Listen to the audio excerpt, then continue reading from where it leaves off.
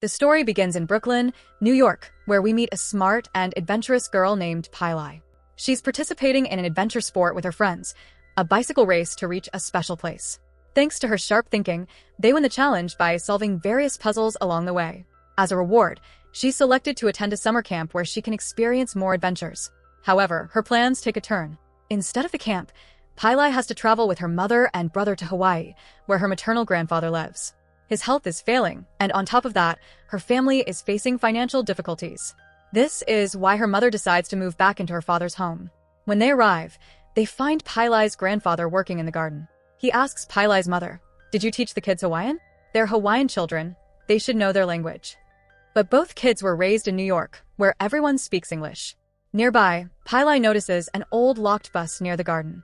Curious, she sneaks inside.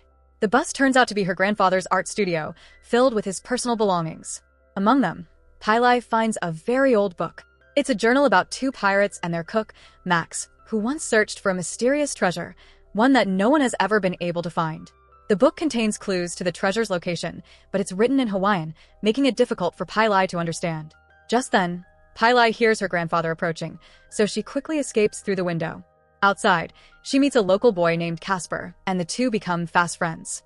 That night, while reading the book, Pilai's older brother notices what she's doing. He warns her that the treasure she's reading about is guarded by spirits.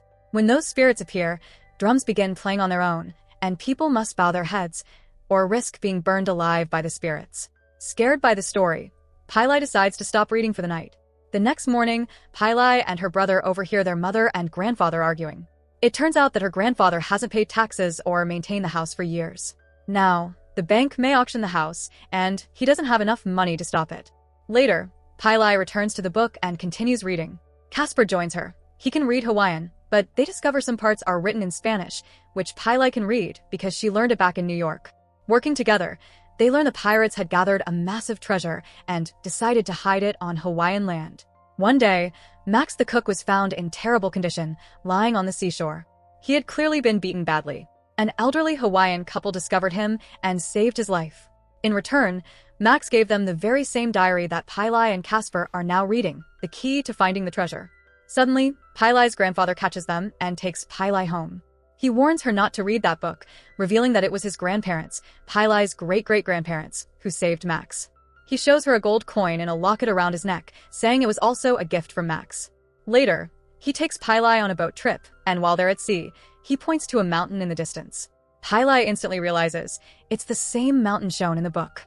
She takes a closer look through the line cut into the coin and sees that the shape perfectly matches. She's now certain the treasure is near that mountain. She tells her grandfather she wants to climb it. As they ascend, he tries to follow her but slips and gets injured. Pilai rushes him to the hospital, where her mother and brother arrive. Her brother is deeply frustrated. Their mother wants to sell their house in New York and settle in Hawaii permanently, but he strongly disagrees. Seeing the situation, Pilai tells her brother they need to find the treasure. It's the only way to save their home without giving up everything. Her brother thinks it's all just a story and warns her not to waste her time, but Pilai is determined. She tells Casper, who agrees to help. The next morning, Pilai sneaks out with her brother's phone and takes her grandfather's car to the mountain where she believes the treasure is hidden. Meanwhile, her brother realizes Pilai has taken his phone and is heading toward the mountain. He uses the phone's tracker to follow her. At the mountain, Pilai and Casper find a marking identical to the one in the book, proof they're in the right place. At the same time, Pilai's brother arrives at the mountain with a local girl who is also friends with Casper and seems to have feelings for Pilai's brother. He's hoping to find Pilai and bring her back home. Meanwhile, Pilai and Casper leave all unnecessary gear behind and enter a dark cave with only essentials. As they explore, they come across a deep pit. When they get too close, the ground collapses and they both fall in, thankfully unharmed. Inside, they discover a human skeleton. Outside the cave, Pilai's brother and the local girl arrive. Spotting Pilai and Casper's belongings, they realize the two are inside. Though the local girl warns that these mountains are sacred, Pilai's brother insists they go in. Their lives may be in danger. Back inside, Pilai notices a ring on the skeleton's finger. She's convinced they're close to the treasure. Her brother and his friends soon join them. Despite warnings from the local girl, they decide to press on. The book says they must pass through the Death Jaw to reach the treasure. Meanwhile, at the hospital, Pilai's mother is with her recovering father, unaware that both of her children are deep inside a cave. As the group moves forward, a giant spider appears, startling them. In the chaos, rocks fall and block the path, and worst of all, the book gets left behind. Now they're without any clues. They continue deeper into the cave until they come across a rope bridge hanging over a lava river. It looks extremely dangerous. Before anyone steps onto it, Pili taps the bridge with a stick, and the entire thing collapses into the lava. Thankfully, she saved everyone's lives. They find a narrow ledge to cross the trench. Carefully, they make it across, but soon Pili's brother realizes he's been bitten by the spider. The venom is spreading. Casper tells him that without hospital treatment, his condition will worsen fast. But Pili's brother insists they say nothing and keep moving. Eventually, they reach a beautiful cavern where the rocks sparkle like stars above a clear pool of water. There seems to be no way forward, until Casper dives in and finds an exit through the water. One by one, they all swim through and reach the other side, a stunning, hidden paradise.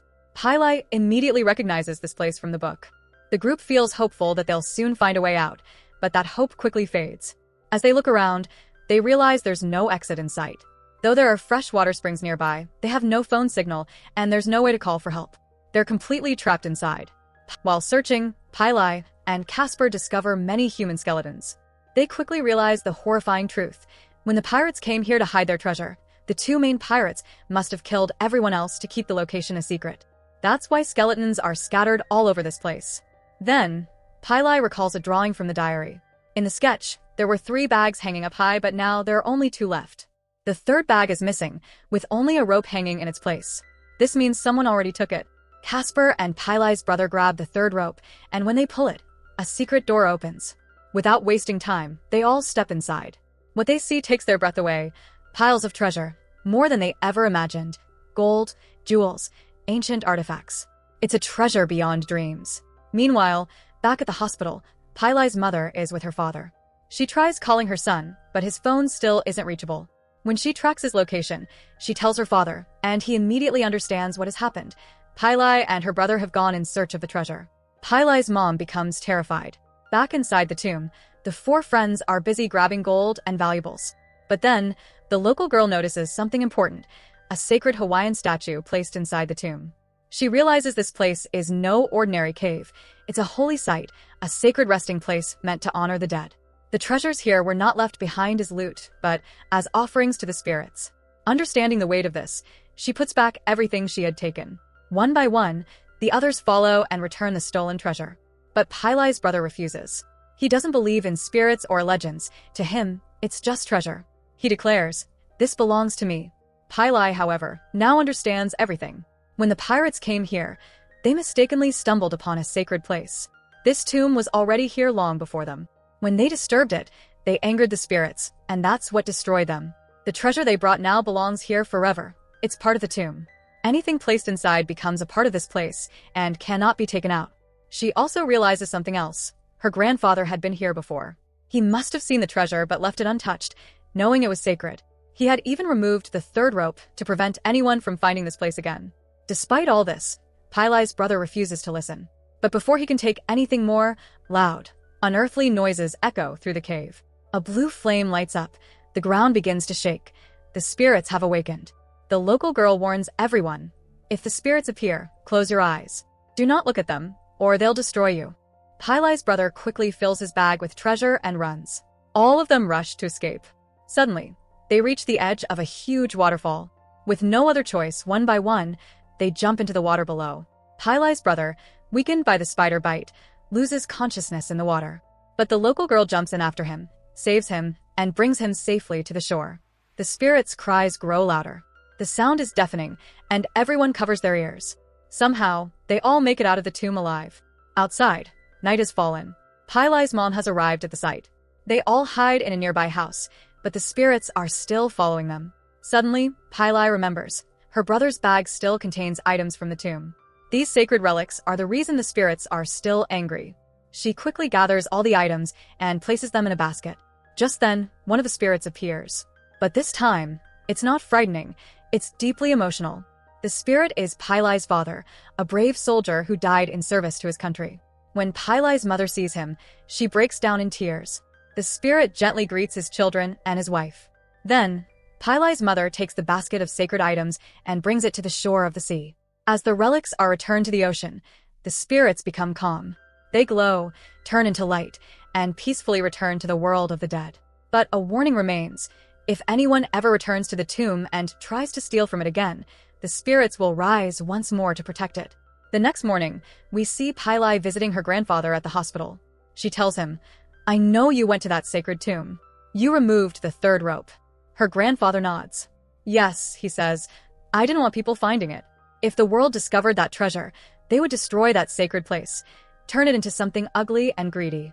He shares the rest of the truth. Years ago, when Max returned from the tomb, he was beaten terribly by his own crewmates. But Max wasn't greedy. He had no desire for treasure, and that's why he survived. Pili's ancestors saved Max's life, and in return, he gave them the gold coin locket and the diary that now belongs to their family. Her grandfather hands the golden locket to Pili. "It's yours now," he says with pride. Meanwhile, her brother has fully recovered. The family, Pili, her brother, and their mother, all decide that they won't return to New York. Instead, they'll stay in Hawaii with their grandfather. Because this is more than just a home. This is the land of their ancestors, the place where their heritage and spirits live on. And so ends the story of finding Ohana, a tale of family, courage, and discovering the true meaning of treasure. So that's it. Hope you enjoy the story. Subscribe and press the bell icon for more videos.